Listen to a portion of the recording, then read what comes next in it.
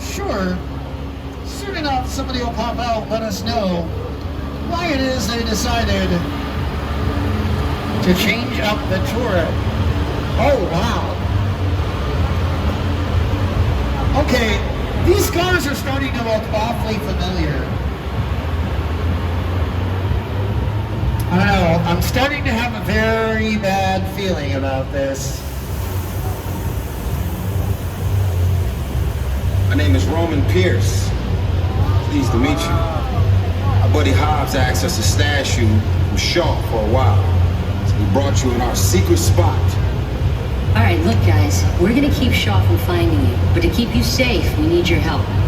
We don't want the syndicate tracking us here, so put away your cameras and turn off your cell phones. One flash or one ringtone could give us away. I need y'all to take this real serious. Okay, pull into the next bay and we'll meet you in there. That's right, folks, we're about to be moved forward.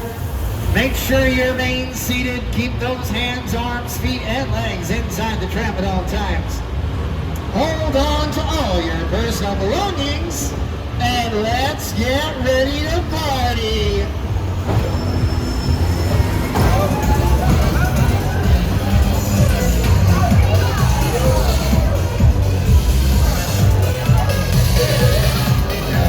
Party over! Everybody out! This is the FBI! Turn that music off!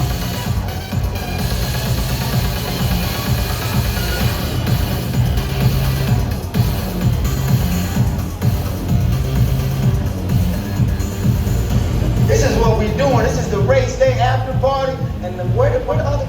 Roman Pierce, FBI, don't move. Bill? That's right, party's over. You know how long I took to iron this shirt, man? I'm not. You're under arrest right now. Ladies, just back up a little bit. Got it. It's lightweight. First of all, I don't work for you. Oh, really? Well, tell me, Roman, who do you work for? We don't work for nobody. Cop, I suggest you clear out of here, otherwise we can't guarantee your safety. Guarantee my safety? I'm the one holding the gun. Yeah, but mine's a whole lot bigger than yours. Hobbs, escort this novice out. Let's go, Cookie Puss. You got an ugly suit on, man. It's cheap. Somebody out there really pissed off Shaw. It's gonna get ugly fast. Yeah, don't worry. Lucky for you, our whole family will protect you. Are you kidding me, Roman? You didn't shut off your phone, bro? I gotta call you back. I'm in the middle of something. See what I'm talking about? Call you back. Oh, man. It was on vibrate. Mr. Bean's Holiday, starring Rowan Atkinson. That's Dom's Charger on the right. Also, next to that is the yellow hot rod from the film American Graffiti. And in the background, that's Bumblebee. Now, you might be wondering to yourself, what did Bumblebee do to get himself busted down this... Whoa! You got closer, but you still didn't hit me. Do you guys recognize that effect? So, if you saw the music video for Lady Gaga's song Judas, she actually got hit by that water effect multiple times. Funny thing is, they hired her a stunt double to do it for her. She let the stunt double do the rehearsal and went, nope, that looks like way too much fun. So they hired a stunt double who then sat by the side of the stage and relaxed all day. On your right-hand side, that little alleyway was a part of Tortuga and Pirates of the Caribbean, Curse of the Black Pearl. That's where Jack Sparrow got slapped by 3 different women. On your left, that mission was used in the silent film at the very beginning of the Three Amigos, and right there in the corner, that was the home of Nacho Libre in the film starring Jack Black. Yeah, so many cool things to tell you in that one little block of real estate. I almost don't even have enough time before we end up here. Welcome to the Old West, everybody. This is Six Points, Texas. Now, in our very first year of filming, this is where we made all those 100 Westerns I was telling you about. And then just a couple of years ago, right over here on the left-hand side, Quentin Tarantino made a little film called Once Upon a Time in Hollywood. You might have seen it. And of course, starred Brad Pitt, Leonardo DiCaprio. Now, one of my favorite facts about that is that in the movie, they're filming a television show called Lancer on this very set. Now, in real life, there was actually a show called Lancer, and it actually filmed on this very set. So, run with me for just a moment. In the movie, Leonardo DiCaprio is an actor playing a character. The original character played the very same character on this very same set almost 70 years ago. And in both cases, they still had paved roads. So, before both productions, somebody had to come out here with a pickup truck full of dirt and cover the roads. Oh no, folks, on your left-hand side, that's a 50% chance of dinosaur attacks. Because it's just half a dinosaur. Stick with me, folks, the jokes don't get any better. On the left, that's a forest of fake flora. Yeah, it's a real fancy way of saying a whole bunch of fake trees. Now, why do we use fake trees on a movie lot? Anybody know? Because a fake tree won't die. You know what happens when a tree dies? It changes color. You know what happens when a tree dies in the middle of a day of filming? It means we can't use anything we filmed after the tree died. Because if we do that, imagine having a conversation between two people where the tree in the background keeps dying and coming back to life every time the camera angle changes. After about 3 or 4 times, we're going to pick out the pattern, and you're not going to be paying attention to the conversation anymore. You're going to be more worried about the life cycle of the tree that keeps bringing itself back to life. Now, California is a wonderful place, but there are a few things here we don't have. One of them is weather. Yeah, so here on your left-hand side, folks, we're going to show you how in California we go about creating a practical weather effect. This is going to be a rainstorm right here now. Some production going on right over here.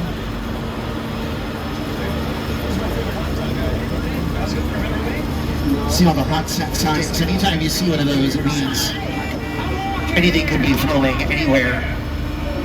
Hey, it's cool, guys. I was just walking in. So it's not exactly New York, but a lot of times when you see New York in the movies, it was shot right here on the Universal Metro. So you guys see that wall, the front side that I was just pointing out from the back? In just a moment, I'm going to pause this and let you see how that gets used on screen. Right about... Come on, where is it? There we go. So, you see the houses in the center of the screen? That's that wall in a distance. You see how much more three-dimensional it looks than it did right up close? There's a reason for that. So, we're going to get a little art history for a while. Way, way back during the Renaissance, they found out that if you use really bright whites next to really dark shadows, if you look at that painting from a distance, it'll start to look three-dimensional. Just take you away from your real life and sweep you up on the edge. It can't literally does that. I mean, you're on board a ship, you're sailing in a lost island, you're encountering monsters and creatures from prehistoric times. So I was thrilled when Universal invited me back to Skull Island, and it's great to have you along for the ride. Now, we have created this 3D immersive experience, so you're going to have your glasses ready. Don't put them on yet, just have them in your hand because we're about to return to Skull Island. That's right, everybody. In just a few moments, we are going to be returning to Skull Island. Now, you might have noticed something strange. We're driving a wheeled vehicle to an island. Don't ask me to explain it. I'm not sure I even understand it. But folks, please make sure to remain seated. Keep those hands on.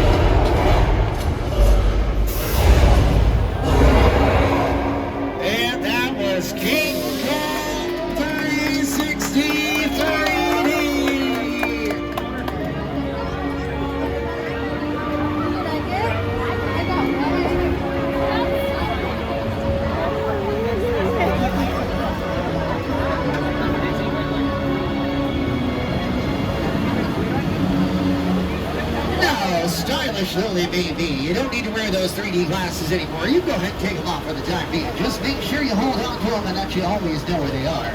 because you never know when you might need them again on the Universal Studios tour. Now, folks, the version of King Kong that you just saw was projected on some of the largest digital 3D screens anywhere in the world. They're over 150 feet long, over 40 feet tall, and they utilize enough 4K high-definition digital projectors. We were talking about fake plants a little while ago. On your left, that's astroturf and silk flowers. That's how you make sure the grass in the good place never dies. Because it would be a really bad thing to have dead grass in the afterlife.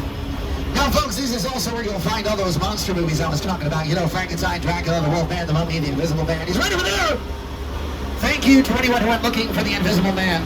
You make me feel so much better about myself. On your left, that little cafe is where one of the biggest will they or won't they in all of movie history was finally answered when Kermit the Frog popped the question to Miss Piggy in The Muppets, starring Jason Segel.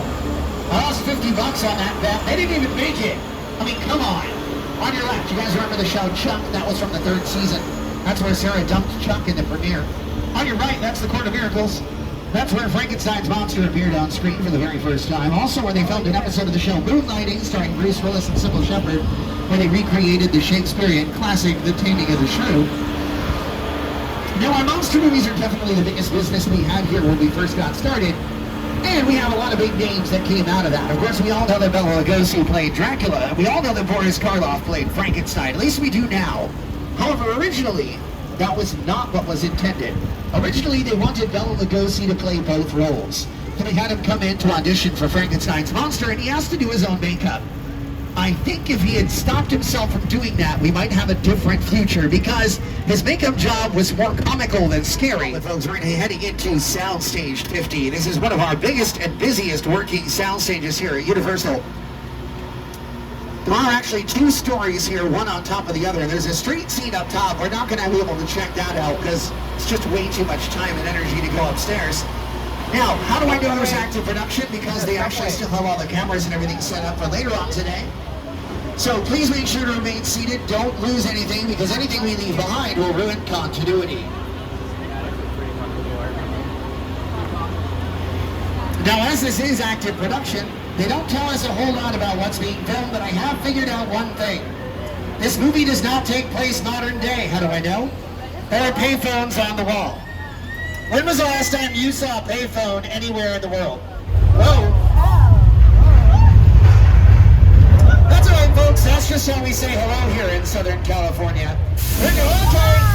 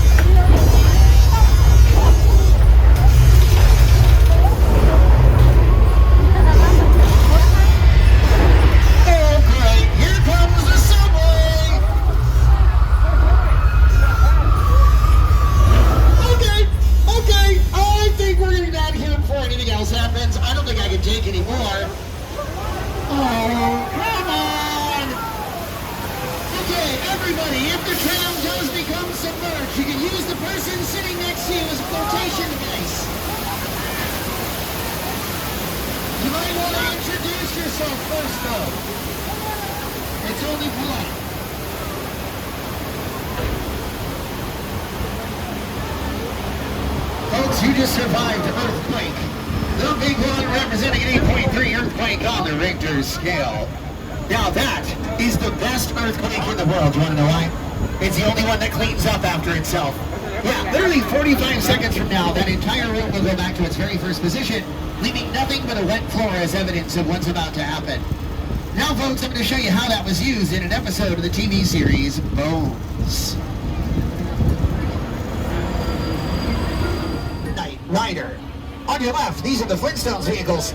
They have no engines. They were actually dragged behind a tow truck to make them look like Fred was driving. Yeah. Up here on the left, you guys notice what's missing from the gyrosphere from Jurassic World? The glass was never there. It was created inside a computer so we could control what the reflections on the outside looked like.